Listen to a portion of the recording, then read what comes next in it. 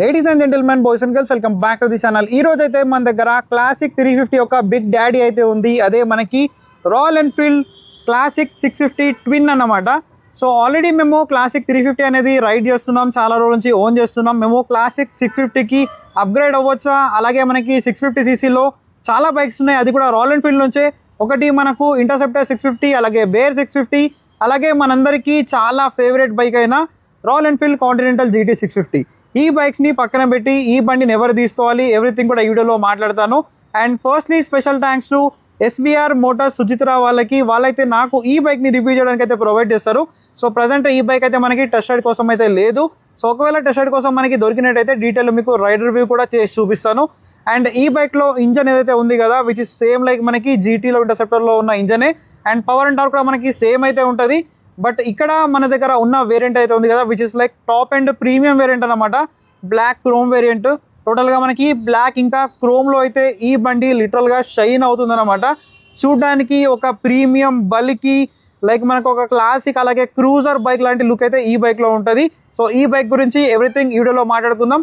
Late చేయకుండా let's get into the video. Classic 650 twin లో first మనం ఇంజన్ గురించి మాట్లాడితే, దీంట్లో ఇంటర్సెప్టర్ 650 అలాగే కాంటినెంటల్ GT 650 లో ఉన్న ఇంజనే ఉంటుంది, which is like 648cc parallel twin engine అనమాట. సో బేసిక్గా ఇది మనకి ట్విన్ సిలిండర్ ఇంజన్. అండ్ ఈ ఇంజన్ ఈ సెగ్మెంట్లో one of the reliable and one of the smooth engine అనమాట. సో నార్మల్గా మనకి ఏంటంటే రాయల్ ఎన్ఫీల్డ్ బైక్స్ అంటే లైక్ 80 దాటిన తర్వాత వైబ్రేషన్స్ వస్తాయి, ఇవన్నీ మనకు ఉంటుంది కదా. బట్ ఈ బైక్లో అలాంటిది అయితే ఏముండదు, వైబ్రేషన్ ఫ్రీ అన్నమాట. మనకు అస్సలు వైబ్రేషన్ ఉండదు, ఇంజన్ అనేది చాలా అంటే చాలా స్మూత్గా అయితే ఉంటుంది. అండ్ దీంట్లో మనకి 2 సిలిండర్స్ అని చెప్పాను కదా. సో ఒక సిలిండర్కి మనకి 4 వాల్వ్స్ అయితే ఉంటాయి, టోటల్గా 8 వాల్వ్ ఇంజన్ అనమాట. And power and torque remains the same like మనకి GT లాగా, విచ్ ఇస్ లైక్ 47 PS, అలాగే మనకు 52 Nm టార్క్ అనేది ఉంటుంది. సో బేసిక్గా ఇది 648cc వచ్చినప్పటికి కూడా ఇది పర్ఫార్మెన్స్ బైక్ అయితే కాదు. సో ఇది టార్కియర్ ఇంజన్ అన్నమాట. లైక్ మీరు నార్మల్గా క్రూజ్ చేసుకోవడానికి, లాంగ్ రైడ్ చేయడానికి ఈ బండి అనేది చాలా బాగుంటుంది. అండ్ ఇంజన్ అనేది మనకు చాలా అంటే చాలా రిలయబుల్ ఇంజన్, అసలు మెయింటెనెన్స్ ఫ్రీ అన్నమాట. మీరు మంచిగా మెయింటైన్ చేసుకుంటే లాంగ్ లైఫ్ అయితే వస్తాయి ఇలాంటి ఇంజన్స్ అన్ని కూడా. అండ్ ఇక్కడ మనం గ్రౌండ్ క్లియరెన్స్ అనేది చూసుకుంటే which is like 154 mm. Like heavy speed breakers వచ్చినప్పుడు కొద్దిగా తగిలే ఛాన్స్ అయితే ఉంటుంది, కాబట్టి కొద్దిగా కేర్ఫుల్గా అయితే ఉండాలి. అండ్ మెయిన్గా ఇది ఇంజన్ గురించి. అండ్ ఫ్రంట్ నుంచి చూస్తే టోటల్గా మనకి క్లాసిక్ 350 పైన ఇన్స్పైర్డ్ అయిన బైక్ కాబట్టి లైక్ సిమిలర్ లైక్ మనకి క్లాసిక్ 350 లాగా ఉంటుంది. బట్ దీని యొక్క బల్కియర్నెస్ కానీ దీని యొక్క వెయిట్ కానీ చాలా అంటే చాలా ఎక్కువ. సో ఇక్కడ ఫ్రంట్లో చూసుకుంటే మనకి చిన్న క్యాప్ లాంటి డిజైన్ అయితే ఇచ్చారు, ఇది కూడా క్రోమ్లో అయితే ఉంది. అండ్ పైలట్ ల్యాంప్స్ ఒకసారి మీకు ఇగ్నిషన్ ఆన్ చేసి చూపిస్తాను. సో ఇక్కడ పైలట్ ల్యాంప్స్ కూడా మనకి ఏంటంటే ఇవి టైగర్ లైట్స్ కూడా అంటారు. సో ఇవి మనకు ఎల్ఈడీలో అయితే ప్రొవైడ్ చేస్తున్నారు. అండ్ హెడ్లైట్ కూడా మనకి టోటల్గా ఎల్ఈడీ ఉంది. అండ్ ఈ బండిని చాలామంది టూరింగ్కి అలా యూజ్ చేస్తూ ఉంటారు కాబట్టి సో ఈ లైట్ అనేది అంత మనకు ప్రాపర్ విజిబుల్ అయితే ఉండదు నైట్ టైంలో. మీకు ఎక్స్ట్రా లైట్స్ అనేది డెఫినెట్లీ ఇన్స్టాల్ అయితే చేసుకోవాలి. అయితేనే మీకు టూరింగ్ అనేది ఈ బైక్ చాలా మంచిగా సపోర్ట్ అయితే చేస్తుంది. అండ్ ఒకసారి ఇగ్నిషన్ ఆఫ్ చేసుకుందాం. కీసార్ రిమైన్స్ సేమ్ అన్నమాట మిగతా రాయల్ ఎన్ఫీల్డ్ బైక్స్ లాగానే. బట్ దీనిపైన నాకు తెలిసి రాయల్ ఎన్ఫీల్డ్ ది బ్రాండింగ్ రావట్లేదు అనుకుంటున్నాను. అండ్ ఇండికేటర్స్ కూడా మనకు హాలోజన్ వస్తున్నాయి, ఇవి ఎల్ఈడీ కన్నా ఇవ్వాల్సింది 650cc బైక్లో. అండ్ నంబర్ ప్లేట్ బ్రాకెట్ అనేది ఇక్కడ ఫ్రంట్లో ఉంది. అండ్ అలాగే ఈ సస్పెన్షన్ అయితే ఉంది కదా, which is like telescopic forks అనమాట. చూడడానికి మనకు USD లాగా కనిపిస్తున్నాయి, బట్ ఇవి సస్పెన్షన్ కవర్స్ అనమాట. సో లోపల మనకి ఫోక్స్ అనేవి ఉంటాయి. ఇది 43 mmతో వస్తున్నాయి కాబట్టి మనకి సస్పెన్షన్ ఫీడ్బ్యాక్ అనేది నడిపిన తర్వాతనే ఐడియా వస్తుంది ఎలా ఉంది ఏంటి అని చెప్పేసి. అండ్ ఫ్రంట్ ఫెండర్ కూడా టోటల్గా మనకి క్రోమ్లో మెటల్ అయితే వస్తుంది. బిల్డ్ క్వాలిటీ పరంగా చెప్పాల్సిన అవసరం లేదు, which is like top notch అన్నమాట. ఇక్కడ మనకి సేఫ్టీ కోసం అని చెప్పేసి రిఫ్లెక్టర్ అయితే ప్రొవైడ్ చేశారు. అండ్ అలాగే ఫ్రంట్లో 320 mm డిస్క్ ప్లేట్ అనేది ఉంది. రియర్లో చూసుకుంటే మనకి 300 mm డిస్క్ ప్లేట్ అనేది ఉంది. సో ఇలాంటి బైక్స్ని మనకు ఆపాలి, ఇంత హెవీ బైక్ని ఆపాలి అంటే బ్రేక్స్ కూడా చాలా బెటర్గా ఉండాలి కాబట్టి సో దీంట్లో మనకి డిస్క్ ప్లేట్స్ అనేది చాలా పెద్ద సైజులో ఇచ్చారు. అండ్ ఒక్కసారి రైడ్ చేస్తే మనకు ఐడియా వస్తుంది బ్రేకింగ్ అనేది ఎలా ఉందని చెప్పేసి. అండ్ డ్యువల్ ఛానల్ ABS అనేది వస్తుంది, బట్ దీంట్లో ట్రాక్షన్ కంట్రోల్ అనేది లేదు. సో ఫ్రంట్లో ఏంటంటే మనకి డ్యువల్ పిస్టన్ ఇక్కడ క్యాలిపర్స్ అనేది ఇచ్చారు. ఏ బ్రాండ్ నుంచి తీసుకున్నారో మెన్షన్ చేయలేదు కాబట్టి రాయల్ ఎన్ఫీల్డ్ వాళ్ళ own brand royal Enfield logo అయితే వేసుకున్నారు ఇక్కడ. మేబీ రాయల్ ఎన్ఫీల్డ్ వాళ్ళు కూడా బ్రేక్స్ అనేది తయారు చేస్తున్నారు అనుకుంటా, ఐఎమ్ నాట్ షూర్. సో ఇక్కడ మనకి ఏంటంటే టైర్స్ గురించి మాట్లాడితే ఫ్రంట్లో 100/90 సెక్షన్ మనకి 19 inch వీల్ అనేది ఫ్రంట్లో ఉంది. బేసిక్గా ఇవి మనకి స్పోక్ వీల్స్తో వస్తున్నాయి కదా, ఇవి మనకి ట్యూబ్ టైర్ అన్నమాట. సో టైర్స్ అనేవి మనకు ట్యూబ్లెస్సే వస్తున్నాయి, బట్ ఇక్కడ ఇవి మనకి ట్యూబ్తో వస్తుంది. సో ప్రజెంట్ మనకి ఇక్కడ ట్యూబ్లెస్ కన్వర్షన్ లాంటిది అయితే ఏం లేదు, స్పోక్ వీల్స్ ఉన్నాయి కాబట్టి సో ఇక్కడ మనకి ఏంటంటే పంచర్ అయినప్పుడు కొద్దిగా ఇష్యూ అయితే అవ్వచ్చు.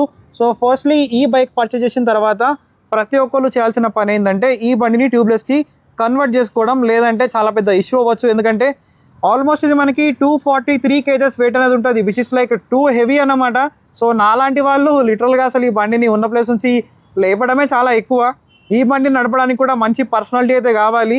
అండ్ ఇక్కడ మనకి చాలా మంచి పెద్ద క్రాష్ గార్డ్స్ అయితే ప్రొవైడ్ చేస్తున్నారు కాబట్టి సో ఇక్కడ బండి అనేది పడ్డా కూడా పెద్ద ఇష్యూ అనేది అవ్వదు. అండ్ ఇక్కడ అడ్జస్టబుల్ లీవర్స్ అనేవి ఉన్నాయి మనకి. అండ్ ఇది కూడా నాకు తెలిసి బైబ్రీ నుంచి వస్తున్నాయి అనుకుంటా. బైబ్రీది మనకి బ్రాండింగ్ అయితే ప్రొవైడ్ చేస్తారు. సో బ్రేక్ లివర్, ఇంకా మనకి క్లచ్ లీవర్ అనేది కూడా మనకు అడ్జస్టబుల్ వస్తుంది. అలాగే అసిస్టెంట్ స్లిప్పర్ క్లచ్ ఉంది కాబట్టి పెద్దగా ఇష్యూ అనేది ఏం లేదు. మీ ఫింగర్ రీచ్ తగ్గట్టు మీరైతే అడ్జస్ట్ అనేది చేసుకోవచ్చు. అండ్ ఇక్కడ టైప్ సి ఛార్జింగ్ పోర్ట్ అనేది ఇచ్చారు. అండ్ ఇది నాకు తెలిసి type C or type A అనుకుంటున్నాను, ఐఎమ్ నాట్ షూర్. టైప్ సినే, బట్ ఫాస్ట్ ఛార్జింగ్ లేదు అనుకుంటున్నాను. క్రోమ్ మిరర్స్ అయితే ప్రొవైడ్ చేస్తారు. దీంట్లో మనం కనిపిస్తాం, చాలా బ్యూటిఫుల్గా కనిపిస్తాయి. బట్ మనకి విజిబిలిటీ అనేది అంత ప్రాపర్గా అయితే దీంట్లో ఉండదు. లైక్ ఎక్స్ట్రా మిరర్స్ అనేది మీకు డెఫినెట్లీ అవసరం అయితే పడుతుంది దీంట్లో. అండ్ లివర్స్ గురించి మీకు ఆల్రెడీ చెప్పేసాను, బోత్ ఆర్ అడ్జస్టబుల్ అన్నమాట. అండ్ ఇక్కడ మనము ఇంజన్ గురించి ఆల్రెడీ చూసేసుకున్నాం. సో ట్యాంక్ అనేది చూసుకుంటే ట్యాంక్లో కూడా మనం కనిపిస్తాం అన్నమాట. సో ఒక మిర్రర్ లాగా అయితే ఉంటుంది ఇది. ఇక్కడ బ్లాక్ అనేది ఇచ్చారు సెంటర్లో విత్ క్లాసిక్ 650 ట్విన్ అని చెప్పి కింగ్ది క్రౌన్ అయితే ఇచ్చారు. E20 ఫ్లెక్స్ వీల్ కూడా సపోర్ట్ చేస్తుంది. సో ఇక్కడ మనకి రాయల్ ఎన్ఫీల్డ్ది ఇక్కడైతే ఇచ్చారు, ఇది కూడా స్టిక్కరింగ్ అన్నమాట. అండ్ ఇక్కడ ట్యాంక్ కెపాసిటీ అనేది చూసుకుంటే మనకి 14.8 లీటర్స్ ఫ్యూల్ ట్యాంక్ కెపాసిటీ ఉంది. సో ఈ బైక్ యొక్క మైలేజ్ అనేది మీకు లైక్ ఒక సిటీలో హెవీ ట్రాఫిక్లో నడుపుతున్నారంటే లైక్ ఒక 16 నుంచి 20 మధ్యలో రావచ్చు. సో హైవే పైన మీకు 20 నుంచి 25 వరకు అయితే ఈ బండి నుంచి మీరు మైలేజ్ అనేది ఎక్స్పెక్ట్ చేసి తీసుకోండి. అంతకుమించి మైలేజ్ అనేది చాలా కష్టం ఇలాంటి బైక్స్ నుంచి. అండ్ సీటెడ్ గురించి మాట్లాడితే ఇక్కడ 800 mm సీటెడ్ ఉంది కాబట్టి లైక్ 55, 56 ఉన్న వాళ్ళు కూడా మేనేజ్ చేయొచ్చు. బట్ వెయిట్ అనేది చాలా ఎక్కువ, which is 243 kgs. And pillion కూడా మనకి సీట్ అనేది ఉంది. సో దీనికి బ్యాక్ రెస్ట్ అనేది మ్యాండేటరీ అన్నమాట. ఎందుకంటే దీంట్లో ఉండే టార్క్ వల్ల ఒకసారి మనం థ్రాటిల్ ఇచ్చామంటే పట్టుకోకుంటే వెనక్కి లేచిపోయే ఛాన్స్ అయితే ఉంది.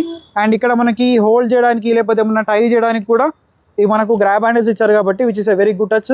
ఇక్కడ నుంచి మనం సెంటర్ స్టాండ్ అనేది కూడా వేసుకోవచ్చు. సో సెంటర్ స్టాండ్ వేయాలంటే ఇంకొకరు కంపల్సరీ నాలాంటి వాళ్ళకి.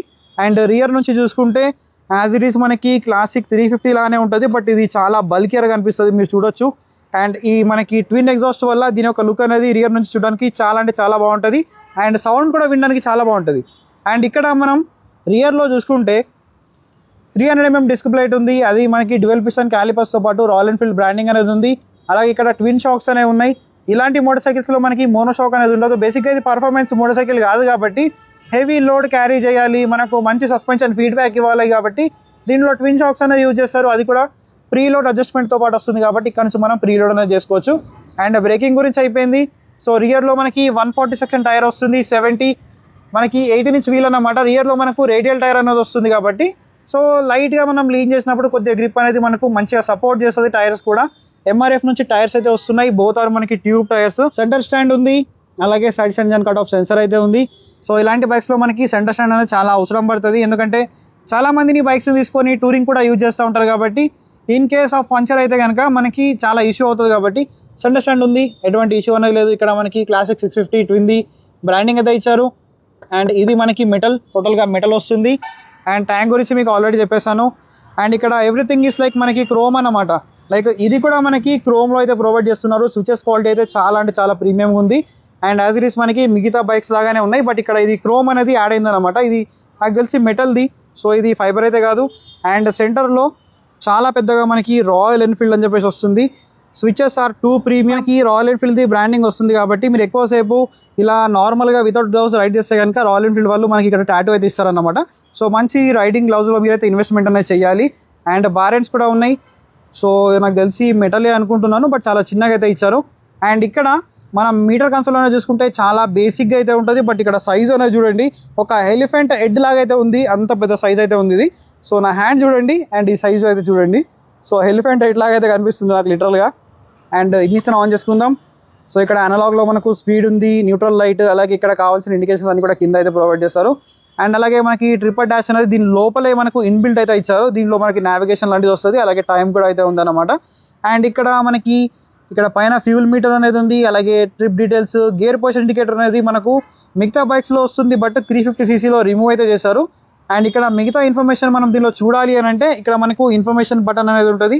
సో దీని ద్వారా మనం చూసుకోవచ్చు. లైక్ ఇక్కడ టైం కానీ, odo, trip 1, trip 2 and trip F. So మనకు బేసిక్ ఇన్ఫర్మేషన్తో పాటు వస్తుంది, ఎలాంటి అడావిడ దీంట్లో అయితే ఉండదు. ఈ బండిని తీసుకోవడానికి మెయిన్ రీజన్ ఏంటంటే, సో ఎవరికైతే లైక్ క్లాసిక్ 350 నడిపి బోర్ కొట్టేసిందో, దాంట్లో ఉన్న పవర్ అండ్ టార్క్ సరిపోవట్లేదు, ఇంకా మాకు పెద్ద బిగ్గర్ కెపాసిటీతో పాటు సేమ్ లుకింగ్లో ఒక బండి కావాలి అనుకునే వాళ్ళకి ఈ బండి అనేది చాలా బాగుంటుంది.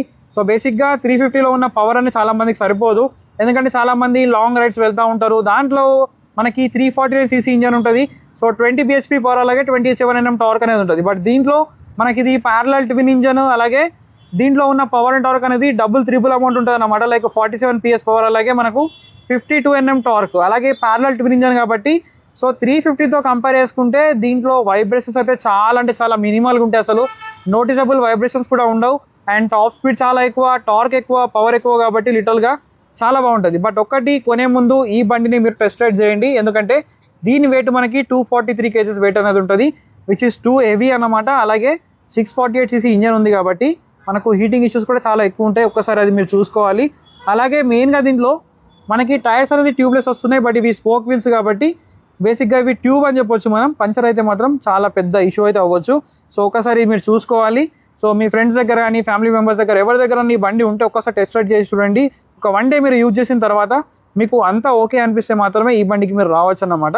లేదు మీకు ఒక మంచి cafe racer, very good looking bike కావాలి, కొద్దిగా అగ్రెసివ్ రైడింగ్ పోస్టర్ ఉన్నా పర్లేదు, మాకు one of the best looking cafe racer కావాలి అనుకుంటే మీరు కాంటినెంటల్ GT 650కి అయితే వెళ్ళిపోవచ్చు. లేదు మాకు టూరింగ్ కోసం కావాలి అనుకుంటే మీకు ఇంటర్సెప్టర్ 650 కూడా ఉంది, one of the best parallel twin ఇంజన్తో పాటు బెస్ట్ టూరర్ అన్నమాట. సో ఈ రెండు బైక్స్లో మీరు ఏదో ఒకటి చూస్ చేసుకోవచ్చు.